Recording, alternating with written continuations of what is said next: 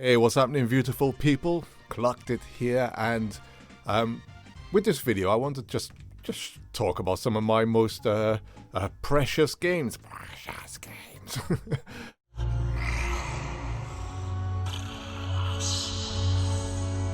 Now, these aren't necessarily me talking about my most rare and expensive games. I think there might be, maybe just one game or two games in here that might be somewhat rare and expensive, or one definitely is. But mostly I just want to talk about the games that I really have a special connection to in my library. And if my house was going to burn down and I had to choose between saving these games, or saving my kids, these games would come first, right? But joking aside, these games just have a very special place in my gaming library. And they're not. I think with this, I'll make this maybe like a three-part series, maybe. I got quite a lot of games, and a lot of them do mean a lot to me. But sometimes it might not be games; it might be hardware or something like that. So yeah, without wasting any more time, let me just show off some games that mean a lot to me, and just give some stories to them, really, and just discuss them.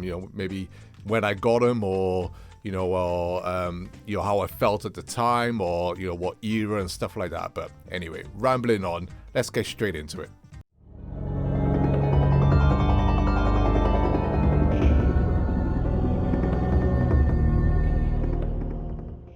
So the first games I want to show you are these two Ocarina of Times. Now let's just talk about this one first. So this I actually got in Australia when I was traveling, like in 2006, 2007. I would have been in Australia 2007. Yep, 2007. And as you can see, this is like the collector's edition. Now it's the PAL version, but this is actually the Australian version. And oh, I still got the is that the receipt? I'm shocking myself here. I haven't looked at this box for ages. Yeah, there you go. I still got the receipts. I don't think it was that much. There you go, $60. And yeah, that's definitely Australian address there. 2007. There you go. Perfect. See, literal receipts, people. I am not lying. And yeah, and I was traveling the world. 2006, 2007. You can see this is a gold cart. Just let your soul glow. Just let it shine through. Just let your soul glow, baby. And Australia was one of my last stops. I did have another stop after it in Singapore, but it was one of my last stops. And I saw this, I was like, oh man, I actually love that. That looks gorgeous. I gotta have it. And this is a PAL version, so it works in the UK N64. PAL territories stretch from UK, Europe, Australia. So I could actually play that gold card if I wanted to. And I thought, I don't have much time left, even though it's going to be like a month and a half or something. Do you reckon I can keep this safe in my massive backpack that I was carrying, which weighed a ton already, and manage to get it home in one piece? And as you can see, it is in fairly good condition. So yeah, this always reminds me of traveling the world. And even when I was traveling the world, I was still going in video game shops, because guess what, people, I love video games. I was still going in video game shops, and not with the intent to buy anything, because like I said, I had this massive bag, but I just could not pass this up. And I managed to get this back home, and it's just been nicely sitting on my shelf, looking glorious. Gold cart, Ocarina of Time. Now, the second game is just your regular PAL UK Ocarina of Time. This is actually not my original Ocarina of Time box. This is the second one I actually picked up when I was working in the game shop. I was like, oh man, this box is in lovely condition, better condition than mine. Let me just get that super cheap, which I did.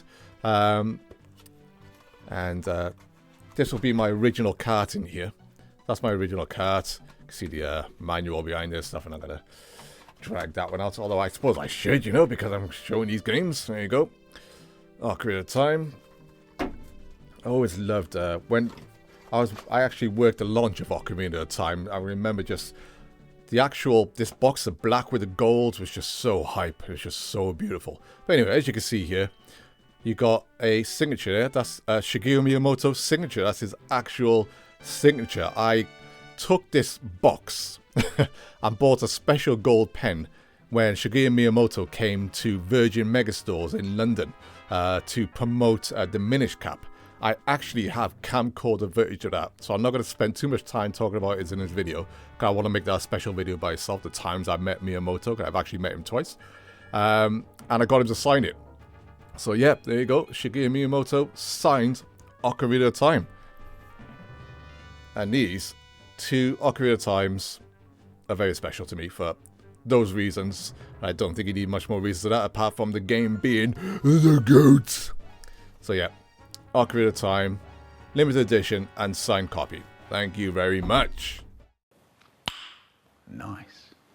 The Legend of Zelda: Link's Awakening. Now this is just a standard copy of Link's Awakening, but why I want to talk about Link's Awakening is that this is my my original copy. I got quite a lot of Game Boy games, not as many boxes anymore, because I was like 10, 11 years old when I had my Game Boy. You didn't keep all the boxes, but the reason why Link's Awakening is so special to me, I honestly believe, hand on heart, that this was the first emotional story I ever had in a video game. And if anyone knows, I just flicking through. I used to read. Look at the artwork. Look at it. Look at it. I used to read this manual all the time. Absolutely beautiful. You've got Mario there when Link washes up on the beach after the storm. The windfish's egg there on Koholint Island. And the story of Link's Awakening is so unique for a Legend of Zelda game. No Zelda, no Hyrule. It's just, and it's completely bizarre as well. But there's moments in this game, like when Marin sings a song, or there's certain moments when you sit with her on the beach talking about seagulls and how she'd love to fly away as one to be free. Oh yeah, and there's this artwork, like Link. I used to draw these all the time. I used to love like when he's pulling the chain there. It's just so good. With his bow and everything, I used to draw these all the time, especially like the sword and shield, which is a lot more simpler. But I actually remember tearing up as a kid at the end of this game, because it's such a sad ending. It's beautifully ended, but it really tugs on the heartstrings when you hear Marin's song. In a different vibe. Look at him just chilling on a tree there. I think Link's Awakening on the Game Boy is just always going to be such a special game to me. Such a special game to me. And it just literally takes me back to when I'm sitting in my mum's armchair downstairs in the living room. I used to pull a blanket over the back of the armchair, like hide, like a small tent, and have my Game Boy light on it, and then play my Game Boy just like in my little den on his chair. And or like if I went on gymnastic trips, we went on a coach, or we were traveling around the UK or Europe, just having my Game Boy on the coach, just traveling at night time, using the lights sometimes when I did have my Game Boy lights, the street lights, to actually illuminate the screen for those moments. It's hard for me to think back, going back all those years, what was those first impacts, emotional games. But I honestly believe Link's Awakening was that game. And I think in terms of a story, this really was that first Zelda story for me that really, really gripped me. And just was really emotional. But yeah, just Link's Awakening on a Game Boy, but very, very special game to me. Especially like this box and the artwork and everything. Just everything about this game. I gotta tell you, it was perfect. Perfect. Everything, down to the last minute details. I just done a NES video with my friend Legend of Retro. Please go and watch it. I'll put a link in the description. Super Mario Bros. 3. When I got Super Mario Bros. 3, and we mention the Wizard all the time, it's like that initial launch trailer for us and everything first, gameplay. I think when I got this, another Survivor, it felt like this was the ultimate Game Boy game. As bizarre as that sounds, like the ultimate Game Boy game. You know, it's just, I felt complete. And it was like the present that I wanted. I just wanted Super Mario Bros. 3. You know, I had like the little watch. I'll put a picture up on the screen of the little Mario Bros. 3 watch I had. I loved it. I reckon it's still down my folks' house somewhere. I really do. I'd love to find like an old box of stuff that I haven't managed to pick up off something and find like all my old little trinkets in there from gaming past and stuff. But yeah, you know, the introduction of the the Koopa Kids and stuff like that. This artwork. I used to draw Larry all the time. Love Larry and Lemmy as well, because I love my crazy characters. You know, Iggy Koopa as well. Just so good. But I think Mario Bros 3, like I said, for me, and this picture of Mario here, I think unless you were there, this image is just so iconic. Just so iconic. I'm sure like the small manual there. It's literally the front cover of the damn box. But this is just iconic. Like Sonic 2 and Tails. If you know Sonic 2 and Tails, what the artwork is like on that. But yeah, Mario Bros 3 was just everything. The lead up to it.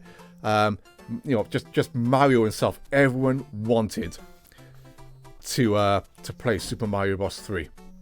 But it wasn't even just Super Mario Bros 3. It was just that era of all those characters, whether it's Simon Belmont, whether you're playing the Turtles, you know, jumping from Mario Bros 1 to Mario Bros 2. Mario Bros 2 was like, you know, was like an opera, you know, like a play. You got these characters appearing up, and this, you know, this starts off like a play as well.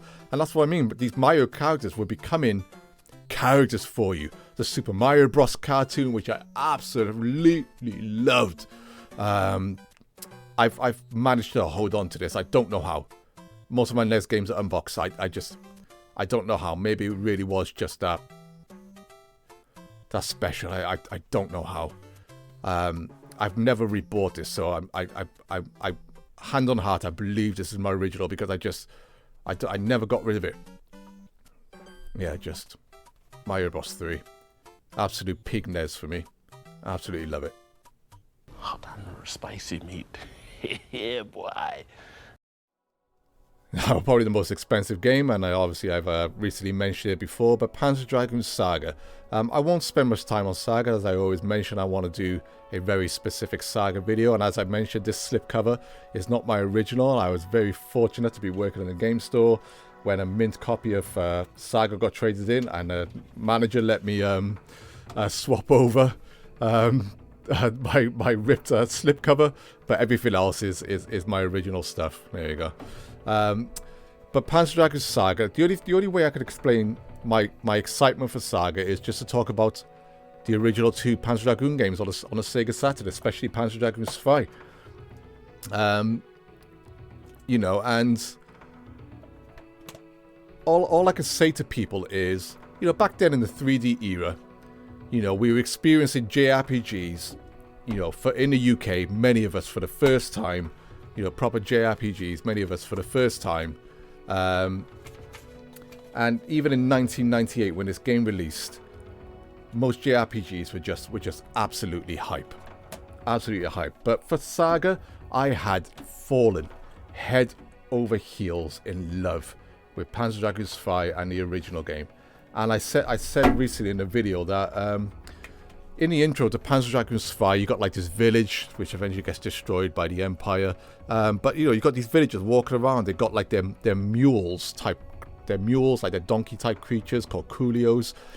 And when Saga first got announced, all I could say to myself is, you know, in this 3D era, all I could say to myself is, how awesome would it be to actually, instead of having a CG video, to actually be able to walk around a village with Coolios and all these townspeople just going about their business, but you doing it in real time. And Saga done that.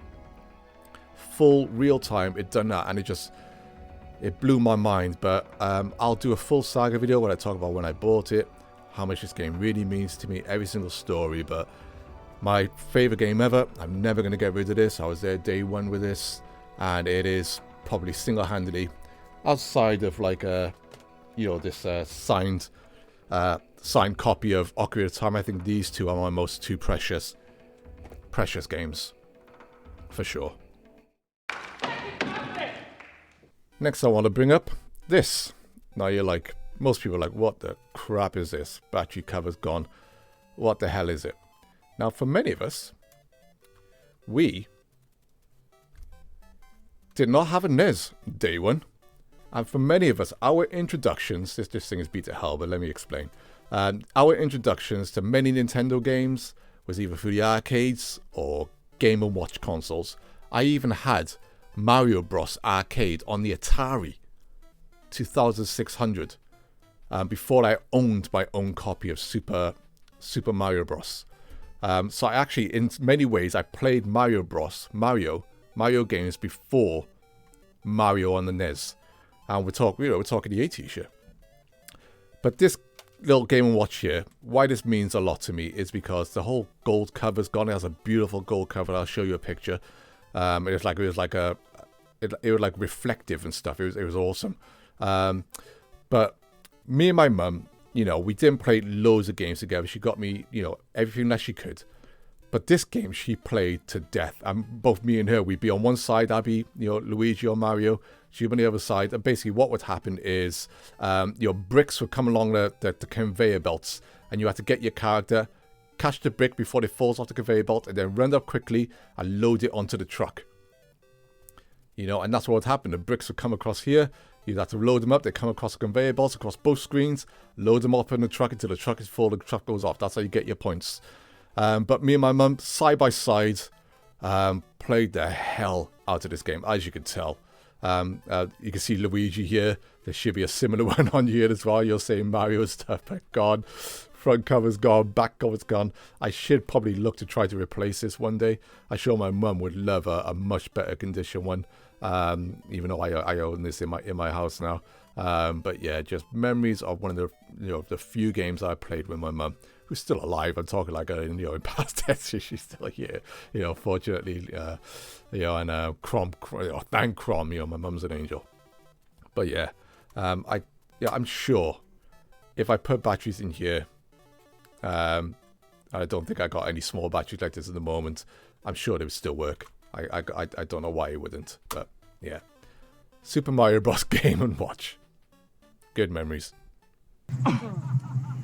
Yes! That's awesome! Now, to change this one a bit, we have The Legend of Mana on the PS1. Now, you're probably thinking, The Legend of Mana? What the hell? This was actually my first Mana game. The soundtrack to this game is just... people. It's just absolutely phenomenal.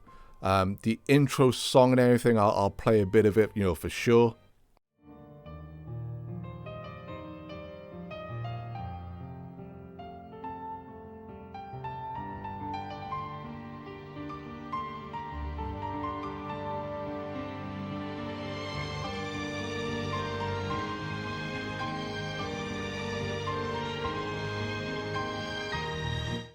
The intro song, it just captivated me so much, and I like the lyrics to it, or like the text on the intro and stuff.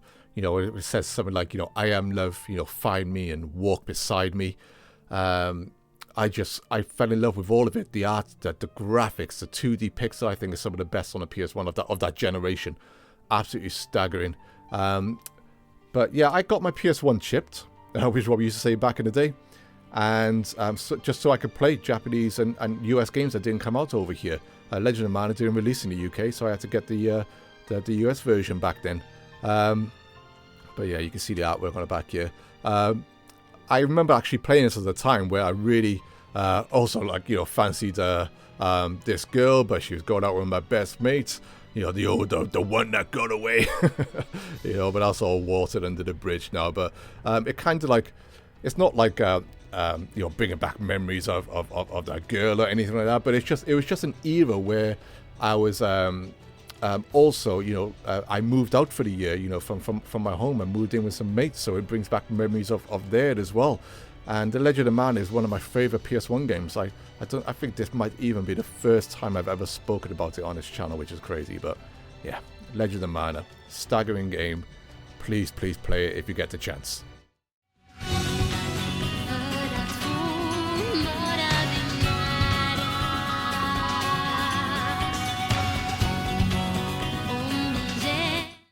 Next up is Resident Evil 4, which is a special edition from GameStop. Now, as you can see, it's a bit beat up, on the side and stuff, but it's just been on my shelf. I played the crap out of Resi 4. This comes with like a nice little arcade of Leon there. It tells you which version you got. There you go, version 6,099 out of 48,000. You get like a little history thing here of the past Resident Evils, which is pretty cool. Resi Remake is on here as well, Resident Evil 0. There you go, Resi 3, Code Veronica and stuff.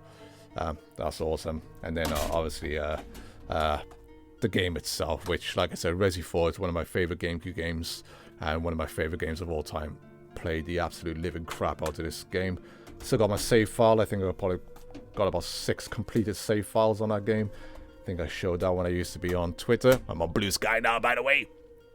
But Resi 4 I actually bought when I went to New York City for the first time with my friend. I went to both New York and then we flew over to Hong Kong. First time I felt like I'd really gone traveling, by myself. This was before I actually went traveling. This was like 2004, 5, I think it was. Well, probably 2004, because I think Resi 4 came out in 2004. But yeah, this reminds me of New York, and I absolutely loved New York City. So if I, when I finally get around to talk about my GameCube games, I'll tell my New York story about how I bought Resi 4. But yeah, just reminds me of traveling once again. I just got good memories of actually with some games where I've actually bought them when I've been away. So Resi 4. Peak. The GameCube version original is still peak. Don't let anyone change your mind telling you that the remake completely dethrones it. I do not believe it, even though I haven't played the remake. I don't believe it. This game is still absolutely phenomenal. Used to be GameCube exclusive. You're simply the best. And lastly, I just want to talk about Aladdin and Street Fighter 2 Championship Edition on the Sega Mega Drive. I got these for the Christmas of... I should have... counted this back, 93 I think it was, 93? Christmas of 93, it's gotta be. Christmas of 93. I wanted nothing else but Aladdin and Street Fighter 2 on the Mega Drive. And I said before that Street Fighter 2 on the Mega Drive was the first version of Street Fighter 2 that I owned for myself. And I wanted this version because I still, even though I had my SNES at that time, I was still a massive Sega fanboy. I still am a Sega fanboy, you knows it. But Aladdin, absolutely stunning. My favorite Disney film, so I just wanted this game, in my opinion, is better than the SNES version. I played them both. Better than the SNES version. Graphically stunning. And Street Fighter 2 Championship Edition, my card is wrecked. I don't think I even got a manual. Nope. And look at this cartridge. That's from me. You can see the sticker rubbed away. That's from me pulling this game out. Bam, in the Mega Drive. Pop, bang, bigger, Mega Drive, pop, bang, bang. Street Fighter 2. Too many times. Maybe I should get another copy, but I don't want it. It's my original copy. I don't need another copy. But yeah, and there you go, Aladdin there. Still managed to keep this one intact. Love these games. My favorite Christmas as a kid ever. And I remember these games costed £60 each, £120. That was a staggering amount of money for my mum to pay for me Christmas. But this is all I wanted, and she got them for me. Crown bless her. Aladdin Championship Edition 2. Love this game. And some of the art, like the promotional artwork for this game, when they used to start showing it off. Oh my god. Love this stuff, man. These two games. Christmas 93. Peak.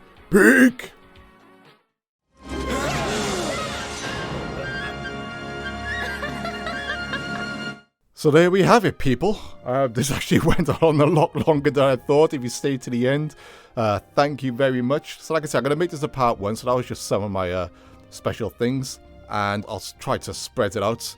But yeah, let me know your thoughts on this video. And, if you are still holding on to some really special things, you've got some stories, let me know in the comments. And, as always, I'll reply to, every single one of you, because I just love the engagement. I'm a small channel, but I absolutely love the engagement. But yeah, some special stuff.